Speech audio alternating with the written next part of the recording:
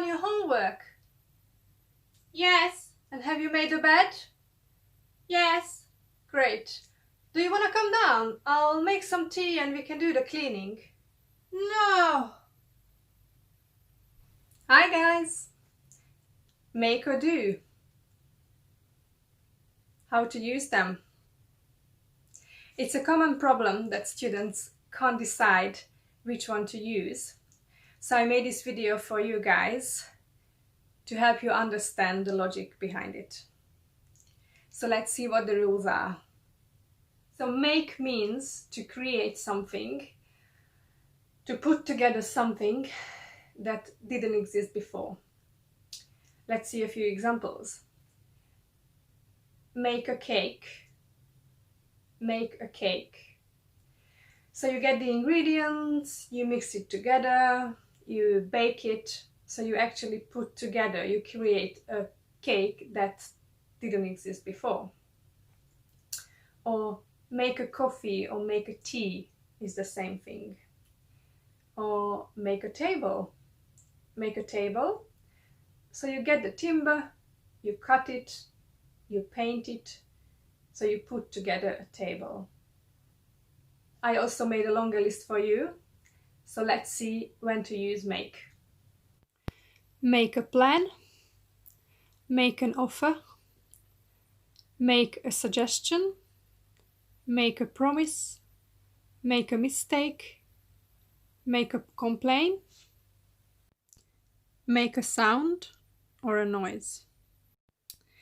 Then we have words in connection with money and business.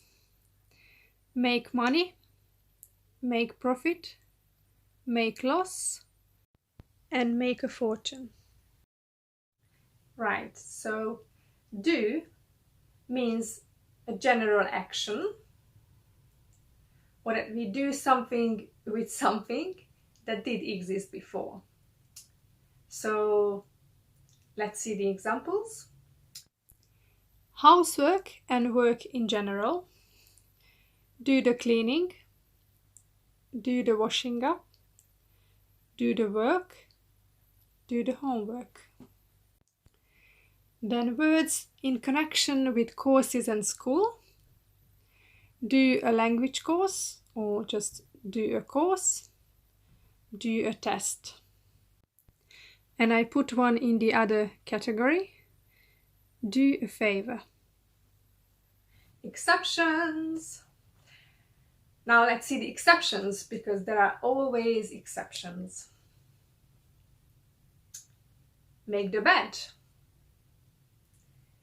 Make the bed, which means to rearrange your duvet and your pillows to make the bed look nicer, basically. I'm not quite sure why it's not do. Maybe the logic behind this is that you create a tidiness that wasn't there before, but this is just how I managed to remember it. Let's see what else we have. We do business, then we do art and not make art, and then we do hair and makeup. We do hair and we do makeup. Now let's see some examples when we can use make and we can also use do, but the meaning changes. I made something for your birthday, or I did something for your birthday. So here the first sentence, I made something for your birthday, means, for example, that I baked a cake for you, or I made a nice card for you for your birthday. And I did something for your birthday means maybe I invited your friends, or I bought you something for your birthday. Let's see the other example. I need to make some tests and I need to do a test. So the first sentence can be said by a teacher who needs to put together some tests for the students. And the other one means that you are the one who have to go to the school and sit a test. I hope it's a bit more clear now how and when to use make and do. If you like this video, please give me a thumbs up. You can find the Hungarian version in the description, and then I'll see you next time. Bye!